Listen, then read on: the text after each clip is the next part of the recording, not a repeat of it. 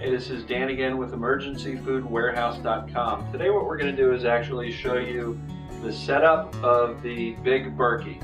Now the same setup procedure applies to all of the Berkey filters, but the big Berkey is the one we've gotten here. So it really comes in a pretty small box.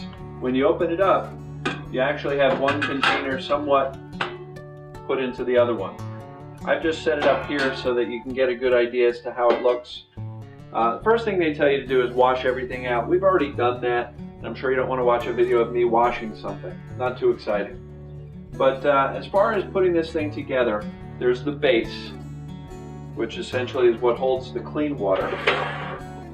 And the first thing I'm going to do is go ahead and put the spigot on here. It's pretty much just a screw-on spigot. Nothing terribly exciting or difficult to do. Just put it through the opening. There's a washer that goes on the back, or a gasket, and then you just, you can hand tighten it pretty easily to get it a nice tight seal here so that there's no water leakage. I guess you could use a wrench and tighten it up a little bit if there's any leakage, but I'm just going to do it by hand for now, just for demonstration purposes. Okay, so as you look inside, that's how it looks. Nothing fancy. So the next step in the process is going to be actually dealing with the filters.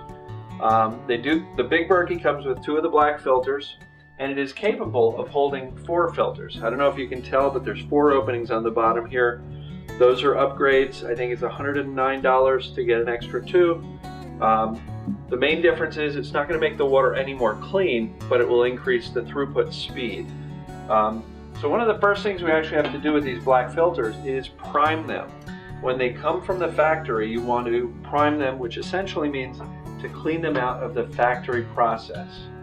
So essentially, there's a little gasket here, which you put onto the opening, which allows the water through it. And then literally all you do is hold this up against the sink or faucet. Oops. You gotta hold it pretty tight. And I don't know if you can tell, but do you see the water coming through the filter here? So essentially, now we've already primed this once, but the first time we did this, there was actually some of the black charcoal coming out of the filter itself. And you really have to kind of hold it up fairly tight, otherwise it's going to squeak out and squirt on you like it's been doing here for me. But for the most part, that's the process. You want to go ahead and prime it until there's no more sediment or carbon particle coming out of the filter. The water should be pretty clean. So that's pretty much it. That's what that little brown gasket is for. The next thing you're going to want to do is actually install this onto the base. And it's really just a matter of fitting it through one of the openings and then attaching the same wing nut, if you will, to the bottom.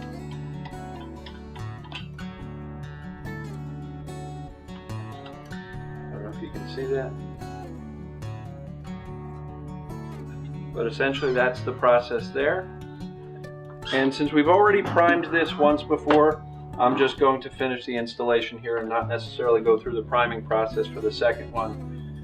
There's no real value in showing you me doing the same thing twice.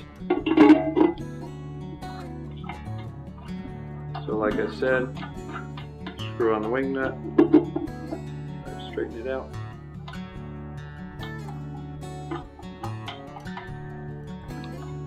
Exciting, huh?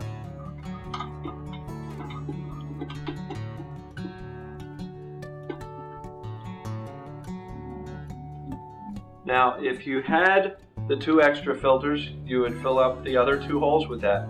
But since we don't, we've just got the base model, they actually come with the individual plugs, which you can use to plug up those 2 holes to make sure that all the water goes through the filters themselves. So I'm going to go ahead and do that now.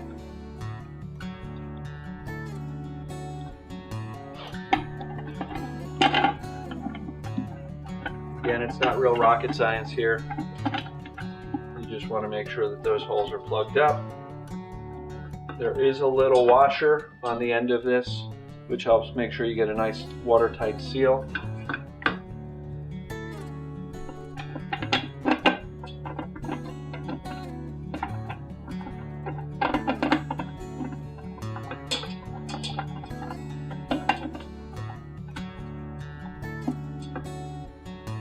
Okay, so that's basically it. I don't know if you can see that, but essentially this part of the process is done, and we can actually set it directly onto the clean water base. The last thing is we just want to attach the little handle to the lid. There's a little tiny screw. Simplest way to do it is to push it through. Whoops. Sorry about that. Grab the handle itself, and there's a nice little metal threading on it, so it should screw on pretty easily. And that's probably tight enough for now, but there is a little screw here. You can use a little small screwdriver to tighten it up. For the most part, that's really what it takes to go ahead and build your Berkey filter. This is the big Berkey. The other ones are larger and again hold more filters. But again, that's pretty much it. What I'm going to do at this point is I'm actually going to use it and filter some water. Now, to make sure I have enough room, you can't exactly fill the top without it on the bottom. So I'm going to go ahead and use the hose here and just start filtering through.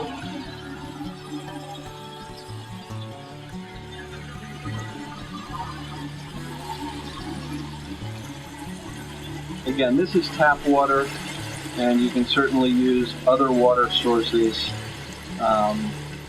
rainwater collected or whatever you may happen to do in your survival situation.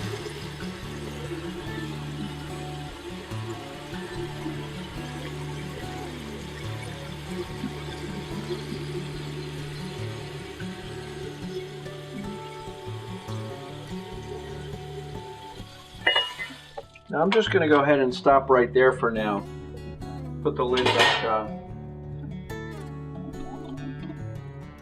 And essentially, as I lift this up, there should be a certain amount of water dripping through as it goes through the filters. So it's not an immediate, really fast flow system. You'll have to fill it and let it drain through those filters.